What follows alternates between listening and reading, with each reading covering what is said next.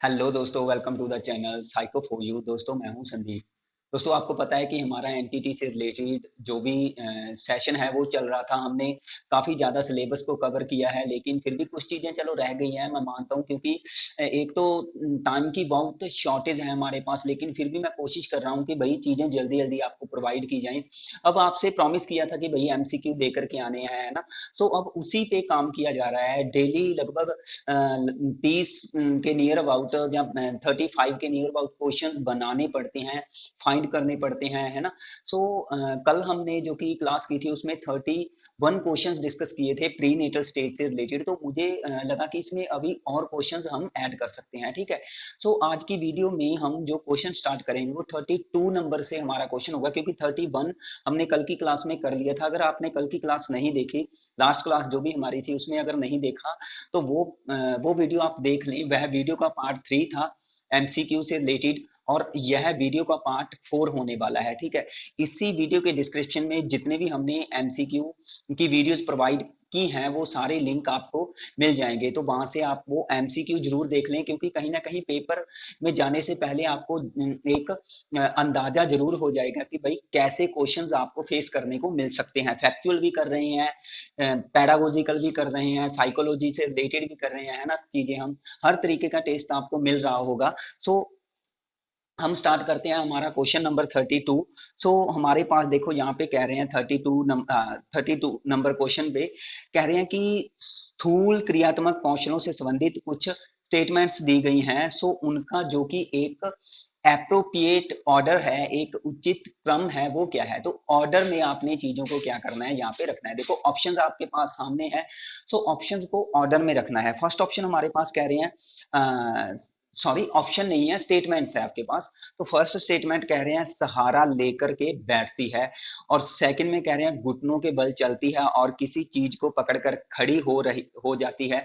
Means जो है अब एक बच्ची से रिलेटेड स्टेटमेंट्स हैं जो कि स्थूल क्रियात्मक कौशल होते हैं। मीन्स इसको बोलते हैं gross motor skill. Gross motor skill आपको पता है जिसमें पूरी बॉडी एक्टिव होती है बच्चे की।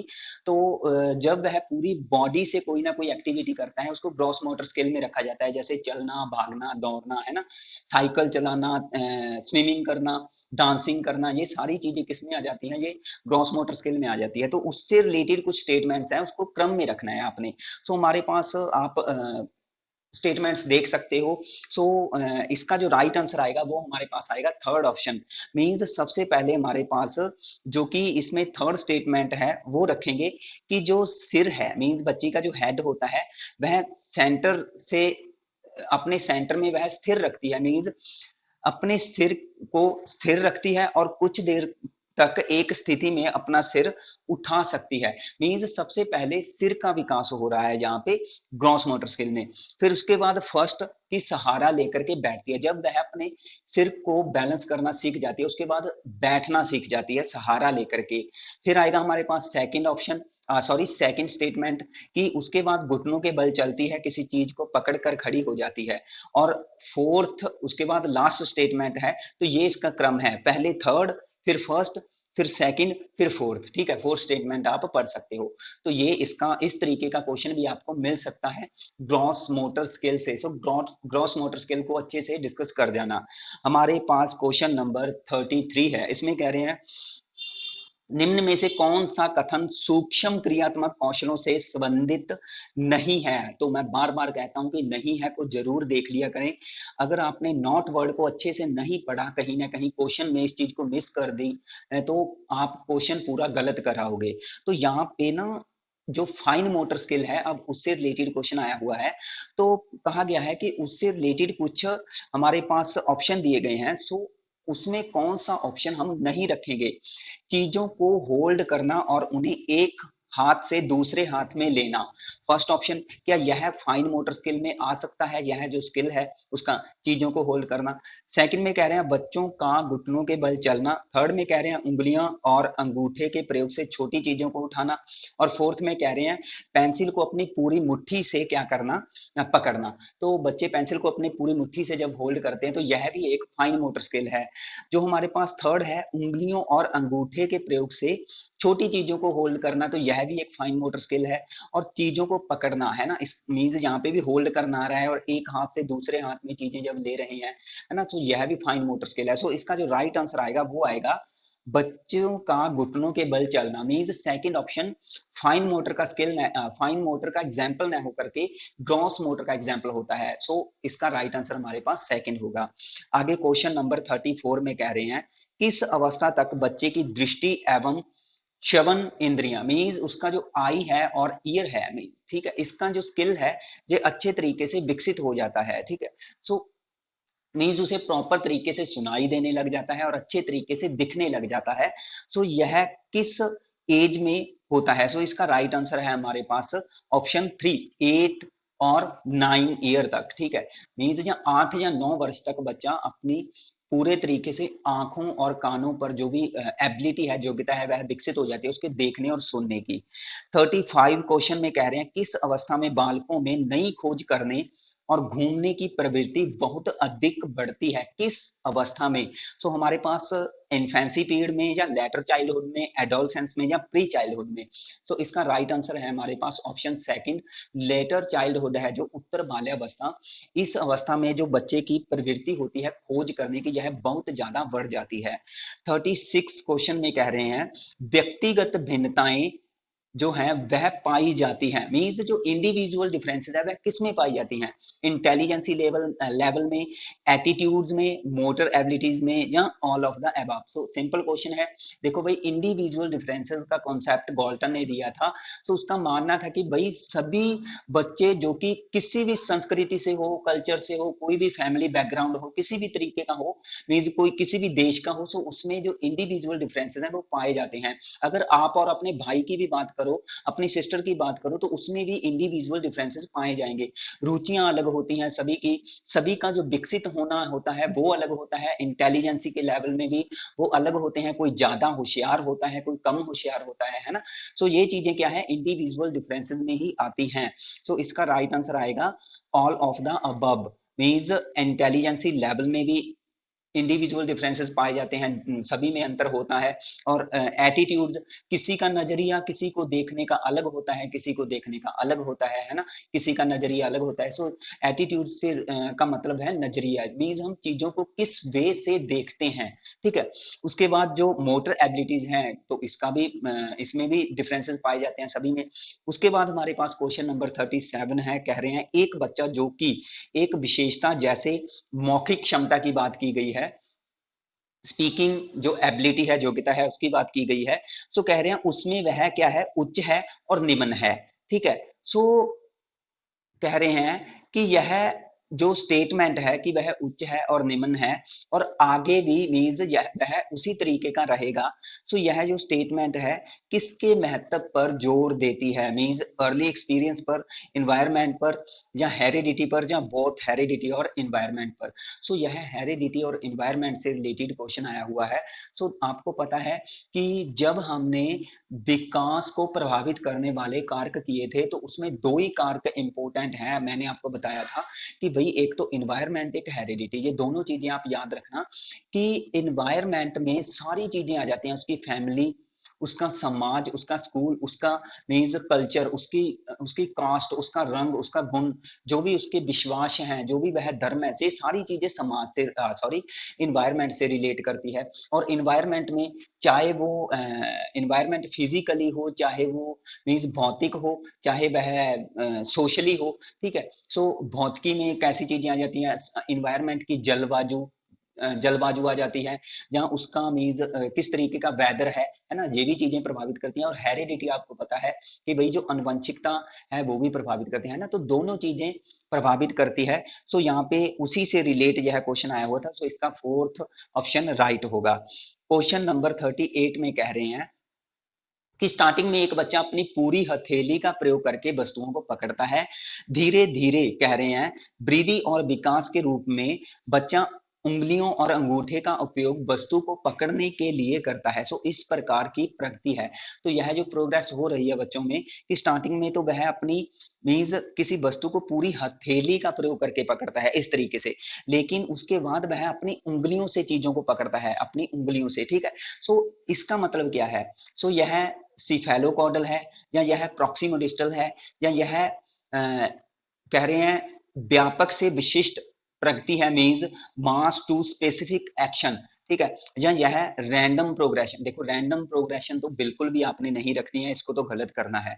अगर सिर से पांव की बात होती तो ये आपको पता है कि इस तरीके का एग्जाम्पल आता कि पहले बच्चा सिर पर कंट्रोल करना सीखता है, फिर धीरे धीरे नीचे की ओर जो विकास है वो, जहाँ वृद्धि है वो नीचे की ओर जाती है ना, और आंतरिक अंगों से बाहरी अंगों की भी नहीं आएगा। तो इसका राइट आंसर आएगा ऑप्शन थर्ड, व्यापक से विशिष्ट। मीन्स इसको सिंपली जनरल टू स्पेसिफिक भी बोल सकते हो आप। सामान्य से विशिष्ट आपने प्रिंसिपल पढ़ा होगा ना, तो वो ही है यह। मीन्स पहले सामान्य चीजें बच्चा सीख रहा है, उसके बाद चीजों को में उसके बाद अपना जो भी विकास हो रहा है उसमें विशिष्टता लेकर के आ रहा है। मीन्स एक कॉम्प्लेक्सिकल चीजें करनी सीख रहा है कि पहले बच्चा अपने पूरे हाथ से चीजों को होल्ड करता था, फिर उसने अपनी उंगलियों से चीजों को होल्ड करना सीखा है, ठीक है। सो जो कि थर्ड ऑप्शन है वो राइट होगा हमारे पास। क्वेश्चन नंबर 39 में कह रहे हैं बच्चे के विकास को अक्सर शारीरिक, संज्ञानात्मक, भावात्मक और सामाजिक जैसे तीन मीन्स अलग अलग एस्पेक्ट्स जो होते हैं उसमें डिवाइड किया गया है। सो विकास की जो प्रक्रिया है इन क्षेत्रों में कहां तक वह संबंधित है, मीन्स वह किससे रिलेट करती है, ठीक है। फर्स्ट में कह रहे हैं कि जो है यह अन्य को प्रभावित किए बिना स्वतंत्र रूप से विकसित होता है।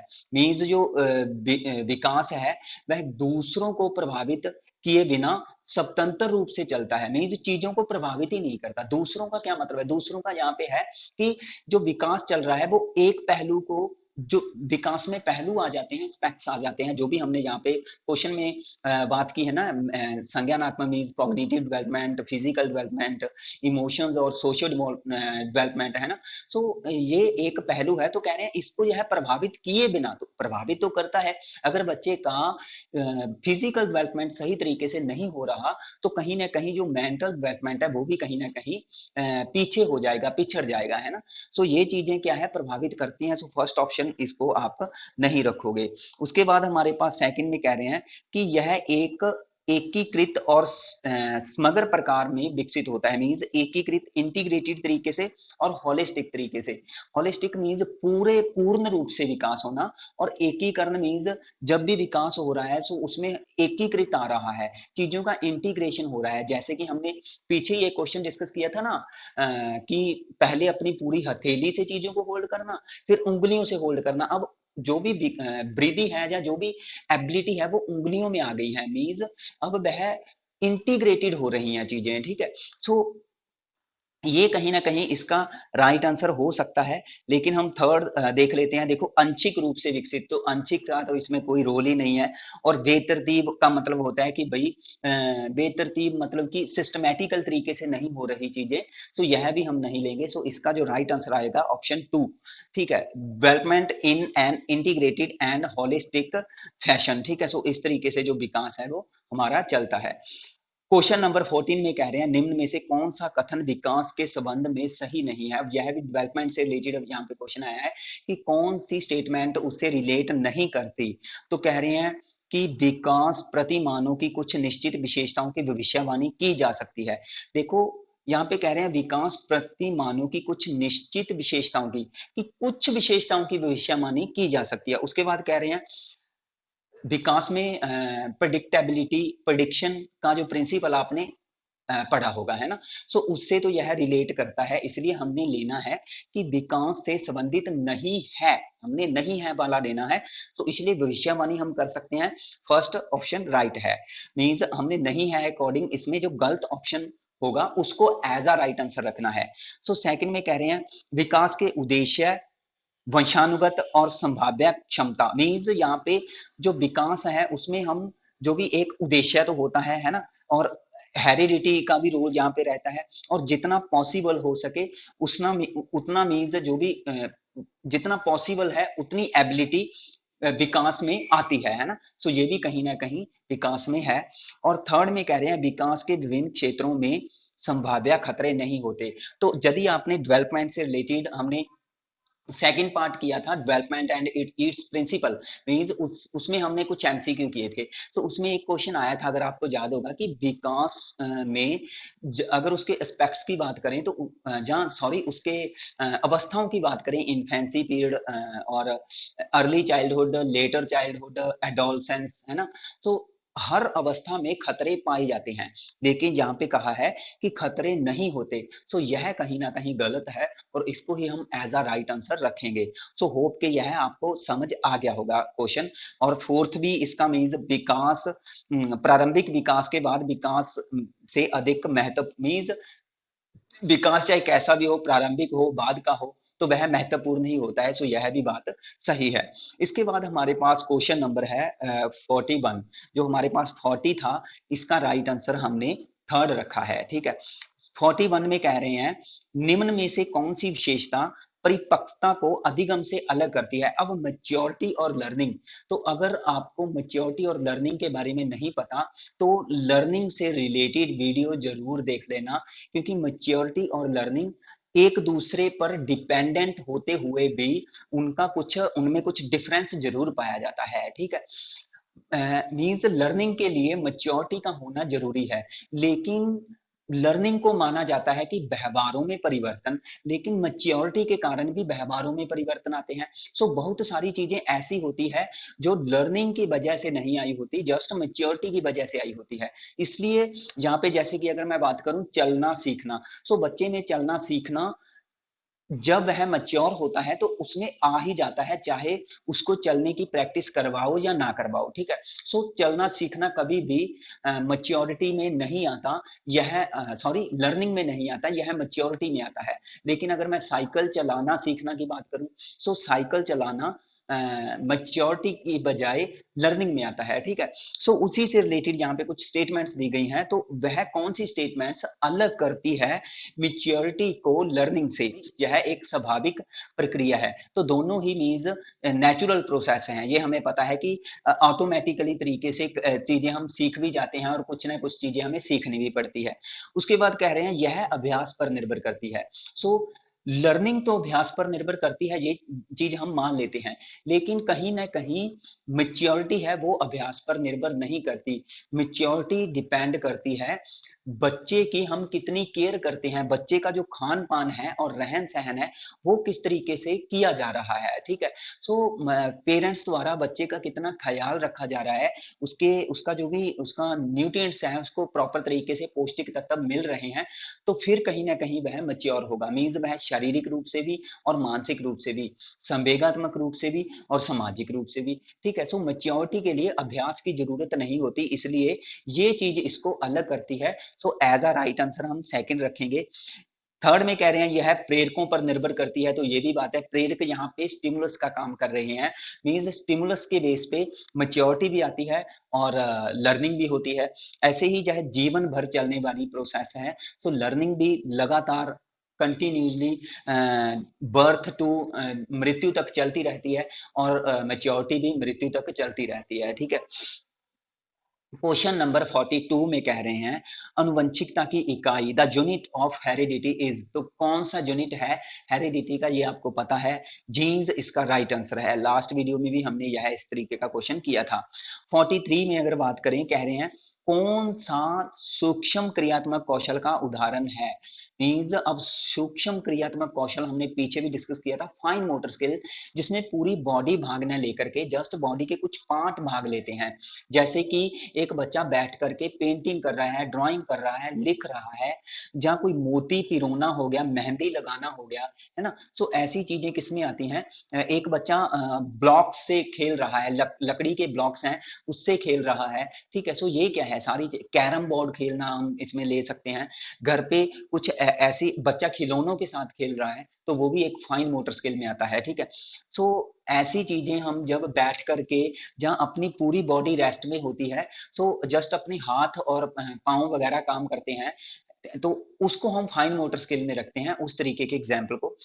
सो क्वेश्चन में पूछा है कि कौन सा फाइन मोटर स्किल का उदाहरण है। सो क्लाइंबिंग की अगर बात करें तो इसमें पूरी बॉडी भाग लेती है, यह ग्रॉस मोटर स्किल का एग्जांपल है। होपिंग की बात करें, कूदना, तो यह भी ग्रॉस मोटर स्किल में आता है। दौड़ना की बात करें तो यह भी ग्रॉस मोटर स्किल में आता है। सो इसका राइट आंसर आएगा ऑप्शन फोर्थ, लिखना। ठीक है, जैसे कि मैं एग्जाम्पल में आपको बता ही चुका था।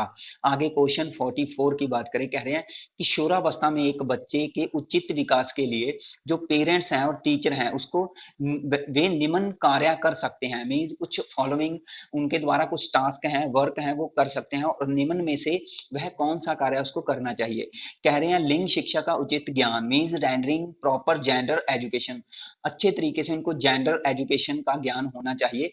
तो ये सही है, इस तरीके का पता होना चाहिए पेरेंट्स को भी और टीचर को भी, ताकि वह किशोरावस्था में उसका विकास आगे उनकी हेल्प कर सके। उसके बाद कह रहे हैं परामर्श तथा मार्गदर्शन सेवा की व्यवस्था, मीन्स गाइडेंस और काउंसलिंग सर्विस प्रोवाइड करना बच्चों को, तो यह भी किशोरावस्था के विकास के लिए सही है।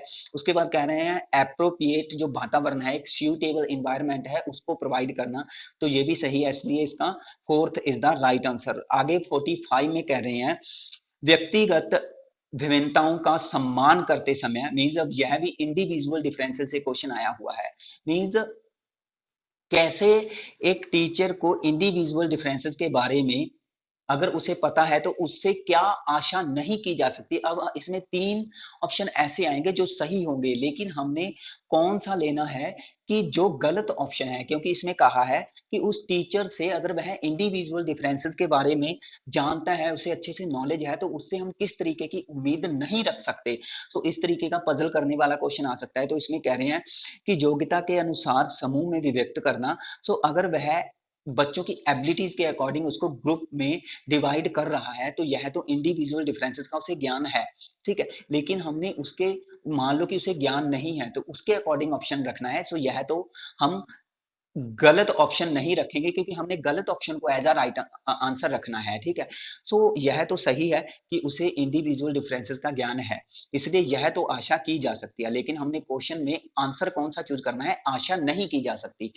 इसके बाद कह रहे हैं कि करिकुलम को एडजस्ट करना। सो करिकुलम को बच्चों के इंडिविजुअल डिफरेंसेस के अकॉर्डिंग ही एडजस्ट किया जाए, तो यह भी बच्चों को यह भी टीचर को ज्ञान होना चाहिए कि किस बच्चे को कैसे किस तरीके के करिकुलम से उसको टीचिंग करवानी है, उसको पढ़ाना है। ठीक है, उसके बाद कह रहे हैं बच्चों को स्वाध्याय के लिए छोड़ देना। तो कहीं ना कहीं यह गलत हो सकता है कि भाई उसको सेल्फ स्टडी के लिए बच्चों को खुला छोड़ दिया भी भाई आप खुद पढ़ो, है ना। सो ऐसे फिर हम कह सकते हैं कि उसको इंडिविजुअल डिफरेंसेस की नॉलेज नहीं है। क्लियर है, सो ये इसका राइट आंसर आएगा। और फोर्थ की थोड़ा बात करने कह रहे हैं शिक्षण विधियों को, तो यहाँ पे जो भी टीचिंग मेथड उसको पता है कि भाई कैसे अलग अलग बच्चों के लिए कोई कम सीखता है, कोई ज्यादा सीखता है, कोई ज्यादा होशियार है, सो उसके लिए कैसे आपने टीचिंग मेथड्स को चूज करना है ना। सो इसके बारे में अगर उसे पता है तो इट मींस उसको इंडिविजुअल डिफरेंसेस का भी ज्ञान है।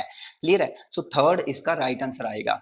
उसके बाद हमारे पास कह रहे हैं कौन से महीने तक बच्चों को दूध के साथ कुछ और आहार भी शुरू कर देना चाहिए। कुछ और आहार का मतलब है पूरक आहार देना चाहिए। ठीक है, तो वह कौन सा महीना है जी, आप याद रखोगे 4th मंथ तक एक पेरेंट्स को या माँ को दूध के साथ साथ कुछ हल्का आहार भी दे देना चाहिए, जो उसको आसानी से पच सके। जो आहार हल्का आहार मैं बात कर रहा हूँ, हैवी फूड वगैरह नहीं प्रोवाइड करने चाहिए। उसके बाद कह रहे हैं बीसीजी का टीकाकरण बच्चे को कब लगवाना चाहिए। बीसीजी के टीकाकरण की बात की गई है। सो बीसीजी का टीका बच्चे को जन्म के समय लगवाना चाहिए, तो इसका फर्स्ट राइट आंसर आएगा। उसके बाद कह रहे हैं खसरे का टीका। सो लास्ट में हमने एक क्वेश्चन किया था कि खसरे जर्मन खसरे का दूसरा नाम क्या है। ठीक है, सो अगर आपने लास्ट वीडियो देखी होगी तो यह आपके लिए एक क्वेश्चन है, भाई मुझे बताना कि जर्मन खसरे का दूसरा नाम क्या है। कमेंट सेक्शन में इसका रिप्लाई जरूर करना। इसमें कह रहे हैं कि खसरे का टीका बच्चे को किस महीने तक लगाया जाना चाहिए। सो इसका राइट आंसर आएगा ऑप्शन फोर्थ, 9 से लेकर के 12 महीने के बीच बीच, मीन्स 9 से लेकर के 12 मंथ के बीच बीच आप बच्चे को खसरे का टीका लगवा सकते हो। निम्न में से जो संक्रामक रोग का एग्जाम्पल नहीं है, मीन्स कौन सा संक्रामक रोग में नहीं आता। सो जो टेटनस, डिप्थीरिया और फ्लू है, ये तीनों संक्रामक रोग में आते हैं। इसका राइट आंसर आएगा एनीमिया, जो कि लोहे की कमी से होता है। उसके बाद कह रहे हैं ओरल रिहाइड्रेशन सोल्यूशन, जो ORS का घोल है वह बच्चों को क्यों दिया जाता है। सो इसका जो हमारे पास देखो, काली खांसी के लिए निर्जलीकरण मींस डिहाइड्रेशन, तो सिंपल है कि भाई डिहाइड्रेशन जब बच्चों में हो जाती है, जब बच्चों को लूज मोशन वगैरह लग जाते हैं, है ना। सो उसमें जो है चांसेस होते हैं कि भाई उसमें पानी की कमी हो गई है बच्चों में। सो कहीं ना कहीं उस पानी की कमी को दूर करने के लिए बच्चों को ORS का घोल दिया जाता है। सो इसका क्वेश्चन आंसर आएगा 2। ठीक है, निर्जलीकरण मींस डिहाइड्रेशन के बचाव के लिए। क्वेश्चन 52 में कह रहे हैं रेबीज, जो कि एक रोग है कुत्ते के काटने से होता है, उसके टीके का आविष्कार किसने किया। सो इसका राइट आंसर आएगा लुईस पास्चर ने।